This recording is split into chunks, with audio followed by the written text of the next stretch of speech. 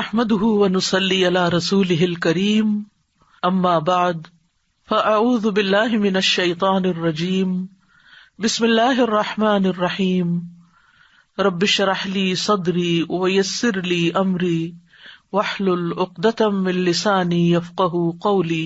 سورۃ یاسین نحمده ونصلي على رسوله الكريم اما بعد فاعوذ بالله من الشيطان الرجيم بسم اللہ الرحمن الرحیم یاسین والقرآن الحکیم انک لمن المرسلین علی صراط مستقیم تنزیل العزیز الرحیم لتنذر قوما ما انذر آباؤهم فهم غافلون لقد حق القول على أكثرهم فهم لا يؤمنون إنا جعلنا في أعناقهم أغلالا فهي إلى الأذقان فهم مقمحون وجعلنا من بين أيديهم سدا ومن خلفهم سدا فأغشيناهم فهم لا يبصرون وسواء عليهم أأنذرتهم أم لم تنذرهم لا يؤمنون إنما تنذر من اتبع الذكر وخشي الرحمن بالغيب فبشره بمغفرة وأجر كريم إنا نحن نحيي الموتى ونكتب ما قدموا وآثارهم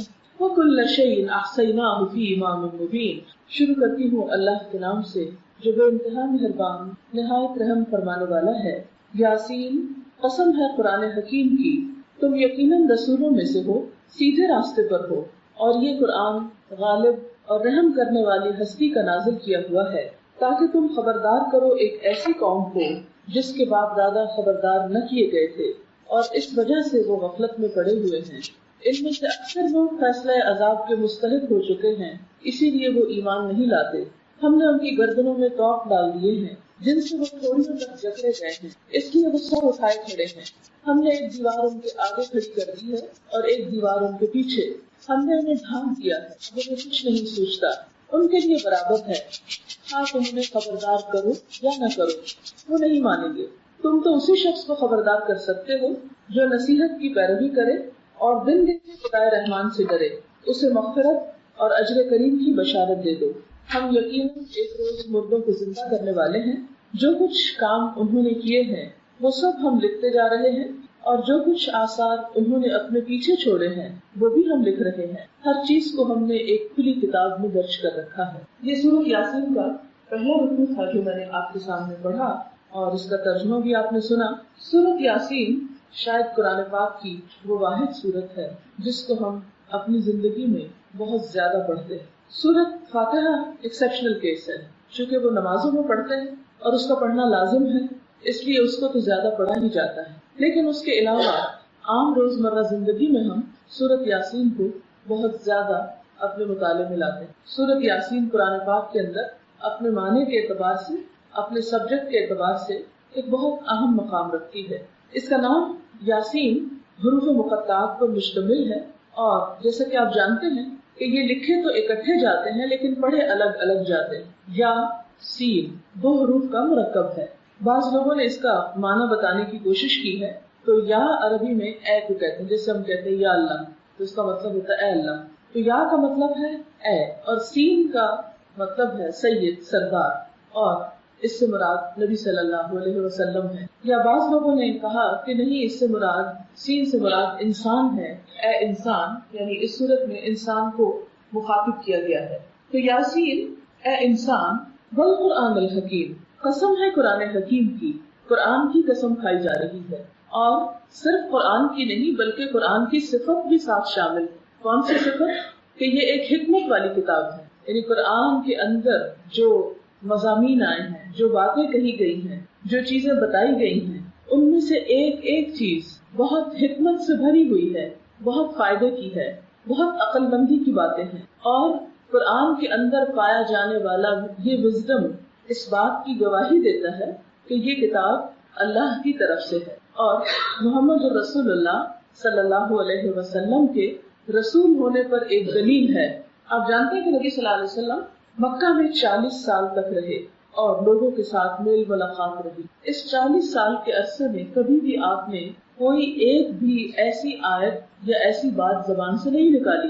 یکایک 40 سال کے بعد آپ نے ایسا کلام سنانا شروع کیا جو اس سے پہلے کبھی کسی کی اپروچ میں ہی نہیں تھا، کبھی کسی نے اس کے بارے میں سوچا ہی نہیں تھا کہ نہ یہ شعر ہے اور نہ یہ نثر ہے. اگر آپ اس کو ایک پروز کہیں تو یہ پروز پہ پورا نہیں اترتا، اور اگر آپ اس کو شعر کہیں تو یہ پراپر جس طرح شعر ہوتے ہیں وہ بھی نہیں. تو لوگ اس بات پر حیران بھی تھے، پریشان بھی تھے کہ یہ کیا چیز ہے. لیکن دوسری طرف وہ حضور اکرم صلی اللہ علیہ وسلم کو نبی ماننے کے لیے بھی تیار نہ تھے. وہ یہ کہتے تھے کہ ایک شخص جو ہم ہی میں سے ہے، ہم کیسے مان لیں کہ ایک فرشتہ اس کے پاس آتا ہے اور وہ اللہ کا نبی ہو گیا ہے. اور اس میں کچھ ان کی انا بھی شامل تھی، تکبر بھی شامل تھا. ظاہر ہے کسی کو نبی ماننا اس کی بڑائی کو ماننا ہے، اور کسی دوسرے انسان کی بڑائی کو مان لینا یہ انسان کی اپنی شکست کو بعض اوقات تسلیم کرنے کے برابر ہوتا ہے. تو جو متکبر لوگ ہوتے ہیں، تکبر پسند کرنے والے، خود پسند لوگ، انا کے شکاری، وہ لوگ کبھی بھی کسی کے پاس خیر اور بھلائی کو تسلیم نہیں کرتے، اس کا اعتراف نہیں کرتے، اس کو مانتے نہیں. اور اس طرح بسا اوقات وہ ایک اچھی چیز سے، ایک اچھی خیر سے محروم بھی ہو جاتے ہیں. بہرحال جب لوگوں نے آپ کا انکار کیا تو اللہ تعالیٰ نے قرآن پاک کو گواہ بنایا کہ دیکھو یہ کتاب بتاتی ہے کہ یہ شخص ایک سچا رسول ہے، کیونکہ اس کتاب کے علاوہ اپنی عام روزمرہ زندگی میں جو گفتگو وہ کرتا ہے وہ بھی اس سے بالکل مختلف ہوتی. ابھی آپ احادیث اگر پڑھیں تو آپ دیکھیں گے کہ احادیث جو حضور صلی اللہ علیہ وسلم کا اپنا کلام ہے وہ بالکل مختلف ہے. اگرچہ اس میں بھی بڑی حکمت کی باتیں ہیں، بہت اچھی اچھی نصیحتیں ہیں، بہت خوبصورت سینگز ہیں آپ کی، لیکن پھر بھی وہ اپنے زبان کے اعتبار سے، اپنے لینگویج کے سٹائل کے اعتبار سے قرآن سے بالکل مختلف ہے. بعض اوقات ایک ہی آیت کی تفسیر ہوتی ہے ایک حدیث، لیکن حدیث کے الفاظ میں وہ چیز نہیں ہوتی جو قرآن کے الفاظ میں ہوتی. تو انکار کرنے والوں کو یہ دلیل دی جا رہی ہے کہ دیکھو اس قرآن کے الفاظ پر، اس کی حکمت کے اوپر، اس کے معنی کے اوپر غور کرو تو تمہیں خود ہی اس بات کی دلیل مل جائے گی کہ محمد رسول اللہ صلی اللہ علیہ وسلم ایک سچے رسول ہے. انک لمن المرسلین علی صراط مستقیم، اور سیدھے راستے پر ہے. وہ لوگوں کو صحیح راستے کی رہنمائی کر رہے ہیں اور خود بھی اس کو فالو کر رہے ہیں. تنزیل العزیز الرحیم، یہ قرآن ایک ایسی ہستی نے بھیجا ہے جو بہت زبردست ہے، بہت قوت والی ہے، اور دوسری طرف رحم کرنے والی بھی ہے. یعنی اگر کوئی شخص اس کی نافرمانی کرے تو اس کو پکڑ بھی سکتا ہے، یعنی اللہ تعالیٰ، اور دوسری طرف انسان کے گناہوں کے باوجود اس کو مہلت دیتا ہے تاکہ شاید انسان کبھی پلٹ آئے. اور یہ قرآن بھیجا کیوں گیا؟ قرآن حکیم کی قسم کھا کے بتایا جا رہا ہے کہ یہ کیوں آیا ہے، یہ کتاب کس لیے آئی ہے. لِتُنذِرَ قَوْمًا مَّا أُنذِرَ آبَاؤُهُمْ، تاکہ تم ایسے لوگوں کو خبردار کرو، بتاؤ کہ جن کے باپ دادا کو بتایا نہیں گیا تھا. اور آپ دیکھیں کہ ہر جنریشن میں یہ بات کتنی سچی ہے کہ تم اس جنریشن کو اس کتاب کی طرف لاؤ، کیونکہ ان کے آباء و اجداد اس سے دور رہے، لہٰذا وہ ہدایت سے بہت دور ہو گئے. فَهُمْ غَافِلُونَ، تو وہ غفلت میں پڑ گئے. تو اس سے یہ پتہ چلتا ہے کہ اسلام کسی وراثت کا نام نہیں. مسلمان ہونا صرف ورثے میں نہیں ملا کرتا. کسی کے گھر پیدا ہو جانے سے کوئی شخص صرف مسلمان نہیں بن جایا کرتا. مسلمان بننے کے لیے ہر شخص کو انڈیویجول ایفرٹ کی ضرورت ہے. ہر شخص کو ڈائریکٹ اپنے رب کے اپروچ کی ضرورت ہے، اپنے رب کے ساتھ ایک تعلق کی ضرورت ہے. کوئی شخص یہ نہیں کہہ سکتا کہ میرے ماں باپ چونکہ بہت نیک انسان تھے اس لیے میں بھی نیک ہوں. نہیں، ہر شخص کی نیکی اور اس کا کردار اور اس کا اخلاق اور اس کا عمل اس کے اپنے ساتھ ہے. بعض اوقات اولاد ماں باپ سے بھی بڑھ کر نیک ہوتی، اور بعض اوقات نیک ماں باپ کی اولاد بھی بہت نالائق ہو سکتی ہے. یہ ایسے ہی ہے جیسے کوئی شخص یہ نہیں کہہ سکتا میں ڈاکٹر ہوں کیونکہ میرے والد ایک ڈاکٹر تھے. کبھی آپ کسی ایسے شخص کو ڈاکٹر ماننے کو تیار نہیں ہوں گے کہ جس کے والدین ڈاکٹر ہوں. ڈاکٹر بننے کے لیے ایک شخص کو خود اپنی پرسنل ایفرٹ کی ضرورت ہوتی. اسی طرح ایک اچھا انسان بننے کے لیے، ایک مسلمان بننے کے لیے ہر انسان کو خود اپنی کوشش اور اپنی محنت کی ضرورت ہے. یہی چیز یہاں پر بتائی گئی کہ تم ان لوگوں کو دین کی بات بتاؤ، اچھائی کے راستے پر لاؤ، کیونکہ بہت عرصے سے یہ اس تعلیم سے دور رہے، ان کے ماں باپ بھی دور تھے، وہ غفلت میں پڑ گئے تو ان کا اثر ان پہ بھی آ پڑا، تو انہیں اس غفلت سے نکالو. لیکن بات یہ ہے کہ ان میں سے اکثر لوگ فیصلہ عذاب کے مستحق ہو چکے ہیں، اس لیے وہ نہیں مانتے. کہ نبی صلی اللہ علیہ وسلم نے جب بتانا شروع کیا تو بہت سارے لوگوں کے لیے یہ پیغام اور یہ بات ایک نئی بات تھی. اور آپ نے دیکھا ہوگا کہ ہر نئی بات کو لوگ شروع میں ناپسند کرتے ہیں، پھر اس کے بعد آہستہ آہستہ اس کو ایکسپٹ کرنے لگتے ہیں. یہ انسان کی فطرت ہے. مثلاً آپ دیکھیں کہ ایک چھوٹے بچے کو ایک ماں پہلی دفعہ مرچوں والا سالن کھلاتی ہے تو وہ اس پر منہ بناتا ہے اور اس کو تھوک ڈالتا ہے اور اس کو نہیں کھانا چاہتا. لیکن تھوڑا تھوڑا چکھاتے چکھاتے ایک دن ایسا آتا ہے کہ اس کا مرچوں کے بغیر کھانے کا دل نہیں چاہتا. بالکل اسی طرح کوئی بھی نئی فوڈ جب ہم ٹرائی کرتے ہیں تو وہ تھوڑی سی اجنبی لگتی ہے. بعض اوقات اس کا ٹیسٹ، اس کی خوشبو اچھی نہیں لگتی. آپ نے زیتون کے بہت فائدے سنے ہوں گے. جو اولیو آئل ہوتا ہے وہ کولیسٹرول فری ہوتا ہے، لیکن اس کے باوجود چونکہ ہم لوگ یوز ٹو نہیں اس کو کھانے کے، تو اس میں پکی ہوئی چیز ہم شوق سے نہیں کھاتے یا کھا نہیں سکتے. لیکن جن علاقوں میں لوگ اسے کھاتے ہیں وہ دوسرا تیل استعمال نہیں کر سکتے. تو یہ ایک بالکل انسانی فطرت ہے کہ کوئی بھی نئی چیز انسان کے سامنے جب آتی ہے تو اسے بہت آسانی کے ساتھ وہ قبول نہیں کر سکتا. اس لیے اللہ تعالیٰ فرماتے ہیں کہ تم ان کو خبردار کرو. اور ان میں سے بہت سارے لوگ جو ہیں وہ اس پیغام کو نہیں بھی مانیں گے. اور اس کی ایک اور وجہ یہ ہوتی ہے کہ انسان کسی چیز کو کیوں نہیں مانتا. ایک وجہ تو یہ کہ نئی چیز ہے، اسے ایکسپٹ کرنے میں دیر لگ گئی. لیکن آپ دیکھیں گے کہ جن لوگوں کے دل کھلے ہوتے ہیں وہ نئی چیز کو بھی آہستہ آہستہ، جو براڈ مائنڈیڈ لوگ ہوتے ہیں، آہستہ آہستہ ایکسپٹ کر لیتے. اور جس کے ذہن میں وسعت ہوتی ہے اتنی جلدی اس کو ایکسپٹ کرتے. کچھ لوگ ایسے ہوتے ہیں کہ جن کو بات سمجھ میں بھی آ جاتی ہے، لیکن اپنی تنگ نظری کی وجہ سے، اپنے دل کی گھٹن کی وجہ سے، اپنی کوتاہ نظری کی وجہ سے وہ اس کو ایکسپٹ نہیں کرتے. یہاں ایسے ہی لوگوں کی بات کی گئی کہ وہ اپنی دنیا میں جینا چاہتے ہیں، اپنی مرضی کے مطابق زندگی بسر کرنا چاہتے ہیں. اس لیے نبی اکرم صلی اللہ علیہ وسلم جو کچھ ان کو دے رہے ہیں وہ نہیں مانیں گے.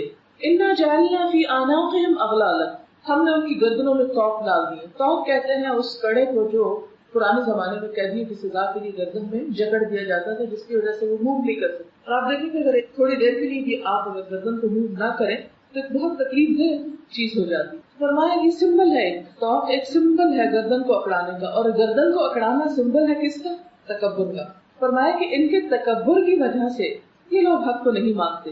تکبر کیا ہے؟ کہ میں زیادہ اچھا ہوں، میں زیادہ عقل مند ہوں، میں زیادہ جانتا ہوں، میں زیادہ بہتر ہوں. جیسے کہ شیطان کو اللہ تعالیٰ نے حکم دیا تھا کہ انسان کو سجدہ کرو. شیطان نے کیا کیا؟ کہا انا خیر منہ، میں اس سے بہتر ہوں. خلقتنی من نار وخلقتہ من طین، مجھے تو نے آگ سے پیدا کیا، اس کو مٹی سے پیدا کیا، میں زیادہ اچھا ہوں، میں اس کے آگے کیوں جھکوں. لہٰذا اس کا یہ انکار اس کے تکبر کی وجہ سے تھا. اسی لیے جو لوگ دنیا میں تکبر کا شکار ہوتے ہیں، اپنے آپ کو بڑی چیز سمجھتے ہیں، وہ اللہ کی بات پر توجہ بھی نہیں دیتے، اسے سننا ہی نہیں چاہتے، اور سن کر اس پر عمل بھی نہیں کرنا چاہتے. کیونکہ بسا اوقات تکبر کی وجہ سے وہ قبول نہیں کرتے، اور بسا اوقات اس لیے قبول نہیں کرتے کہ پھر اسے قبول کر کے انہیں اپنی کچھ عادتوں کو چھوڑنا پڑتا. اور وہ سمجھتے ہیں کہ ان چیزوں کو چھوڑنے سے ان کی وہ شان و شوکت میں شاید کچھ کمی آ جائے، اس لیے وہ بات ماننے سے انکار کرتے ہیں. پھر فرمایا وَجَعَلْنَا مِن بَيْنِ أَيْدِيهِمْ سَدًّا، ہم نے ایک دیوار ان کے آگے کھڑی کر دی. وَمِن خَلْفِهِمْ سَدًّا، ایک دیوار ان کے پیچھے ہے. فَأَغْشَيْنَاهُمْ، اوپر سے بھی ڈھانپ دیا ہے. فَهُمْ لَا يُبْصِرُونَ، وہ دیکھ ہی نہیں سکتے. یعنی جب ایک شخص اپنے آپ کو بڑی چیز سمجھنے لگتا ہے تو پھر اس تکبر کی وجہ سے اللہ تعالیٰ اس کو ایک سزا دیتے. اور وہ سزا کیا ہوتی ہے کہ اس کو حق بات سمجھنے کی توفیق نہیں دیتے. اور اس کو اس سے تشبیہ دی گئی کہ جیسے کسی شخص کے آگے بھی دیوار ہے. مثلا اس وقت ہم ایک کمرے میں بیٹھے ہوئے ہیں، ہمارے سامنے بھی دیوار ہے، ہمارے پیچھے بھی دیوار ہے، اور ہمارے سر میں بھی چھت ہے. لہٰذا ہم اس کمرے سے باہر کچھ نہیں دیکھ سکتے. بالکل تکبر کرنے والا شخص اپنی ذات اور انا کے خول میں اس طرح بند ہو جاتا ہے کہ وہ نہ آگے دیکھ سکتا ہے، نہ پیچھے دیکھ سکتا ہے، نہ اسے اپنے مستقبل کی کوئی فکر ہوتی ہے اور نہ اپنے ماضی سے کوئی سبق لیتا ہے. اور اوپر سے بھی ڈھانکے ہوئے کہ اللہ کی طرف اس کا کوئی دھیان نہیں ہوتا، توجہ نہیں ہوتی، رجحان نہیں ہوتا، تعلق نہیں ہوتا. لہٰذا ان کو کوئی بات بھی سمجھ نہیں آتی، ان کو فائدہ ہی نہیں ہوتا. پھر فرمایا وَسَوَاءٌ عَلَيْهِمْ، ان کے لیے برابر ہے، ایسے لوگوں کے لیے برابر ہے. کیا؟ أَأَنذَرْتَهُمْ، خواہ تم ان کو ڈراؤ، أَمْ لَمْ تُنذِرْهُمْ، یا نہ ڈراؤ، لَا يُؤْمِنُونَ، وہ نہیں مانیں گے. یعنی آپ ان کو کوئی نصیحت کریں یا نہ کریں، خبردار کریں یا نہ کریں، کوئی ڈر والی آیت سنائیں یا نہ سنائیں، وہ سب سنی انسنی کر دیتے ہیں، ان کو کچھ سمجھ نہیں آتی. یہ بالکل ایسے ہی جیسے اس کمرے کے باہر اگر کوئی چیخ چلا رہا ہو، پکار رہا ہو، تو ہمیں کچھ پتہ نہیں چلے گا کہ کوئی رو رہا ہے. اس چھت پہ اس وقت کوئی رو رہا ہو، چلا رہا ہو، ہمیں تو کچھ خبر نہیں کہ کیا ہو رہا ہے، کیونکہ ہم تو اس کے اندر بند ہیں. تو بالکل اسی طرح متکبر شخص جب اپنی ذات کے خول میں بند ہوتا ہے تو اللہ تعالیٰ اس پہ ہدایت کے دروازے بند کر دیتے ہیں، اور پھر ان پر کوئی نصیحت کی بات اثر کرتی ہی نہیں. اس لیے کہ وہ ہر وقت اپنے شان و اپنی دنیا اور اپنی ہی آپ میں رہتے ہیں. اس لیے حق کی بات، ہدایت کی بات ان کے دلوں تک نہیں پہنچتی. فرمایا انما تنذر من اتبع الذکر، وخشی الرحمن بالغیب، تم تو اس کو ڈرا سکتے ہو کہ جو غائبانہ طور پر اپنے رب سے ڈرے، یعنی تنہائی میں بھی جس کو اپنے رب کا احساس ہو، جو بن دیکھے اپنے رب سے ڈرے، یعنی کسی نے اللہ کو دیکھا نہیں لیکن اس کے باوجود وہ شخص جو غیب کے پیچھے یا اس پردے کے پیچھے اپنے رب کو محسوس کر سکے، اسی پر یہ کلام نصیحت اثر کرتا ہے۔ آپ دیکھیں کہ جیسے اس وقت میں بات کر رہی، میری بات آپ کے کانوں سے ٹکرا رہی، لیکن بسا اوقات ایسا ہوتا ہے کہ کچھ لوگوں کے صرف کانوں تک نہیں ٹکراتی، دل تک بھی اترتی۔ اب دل جو ہے وہ سامنے ایکسپوز نہیں ہے، وہ تو بہت پردوں کے اندر چھپا ہوا، لیکن جو شخص دلچسپی لیتا ہے ایک بات کے اندر، وہ آواز جو ہمیں نظر نہیں آتی، وہ آواز کان سے دل تک پہنچتی ہے اور دل سے پورا جسم پہ اثر کرتی ہے، سارا جسم پوری باڈی اس میں انوالو ہو جاتی ہے۔ اسی طرح ایک شخص جو اللہ تعالیٰ سے ایک تعلق رکھتا ہے، اللہ کی عظمت کو محسوس کرتا ہے، تو اللہ تعالیٰ خواہ پردے کے پیچھے چھپا ہوا ہے لیکن وہ اس کے پریزنس کو فیل کر سکتا ہے، یہ اس کے اپنے احساسات کی بات ہے۔ تو جو اس قابل ہو کہ پردے کے پیچھے ذات کو محسوس کر سکے، پھر وہ اس کی بات کو بھی اپنے اندر ایبزارب کر سکتا ہے۔ ایسے لوگوں کے لیے جزا کیا ہے؟ فَبَشِّرْهُ بِمَغْفِرَةٍ، آپ انہیں بخشش کی خوشخبری دیں کہ اللہ تعالیٰ ان کے گناہوں کو معاف فرما دیں گے، وہ اجر کریم، اور بہت باعزت اجر کی، یعنی انہیں جزا ملے گی، انعام ملے گا لیکن بہت عزت کے ساتھ۔ اِنَّا نَحْنُ نُحْيِي الْمَوْتَى، بے شک ہم زندہ کریں گے مردوں کو، وَنَكْتُبُ مَا قَدَّمُوا، اور ہم لکھ رہے ہیں جو وہ آگے بھیجتے ہیں، وَآثَارَهُمْ، اور ان کے آثار، وَكُلَّ شَيْءٍ أَحْصَيْنَاهُ فِي إِمَامٍ مُبِينٍ، اور ہر چیز کو ہم نے ایک کھلی کتاب میں لکھ رکھا ہے۔ یہاں پر انسان کو ایک بہت بڑی حقیقت کی طرف توجہ دلائی گئی، اور وہ حقیقت کیا ہے کہ اے انسان، اس بات کو کبھی نہ بھولنا کہ تجھے مرنے کے بعد پھر زندہ ہونا، سونے کے بعد پھر جاگنا، ایک بہت بڑی حقیقت ہے جس کا ہم ہر روز مشاہدہ کرتے ہیں، ہر روز ہم خود ایکسپیرینس کرتے ہیں کہ ہم دن کے کام کاج کے بعد تھک جاتے ہیں، پھر ہم سو جاتے ہیں۔ سونے کے بعد ہم سن نہیں سکتے، دیکھ نہیں سکتے، کچھ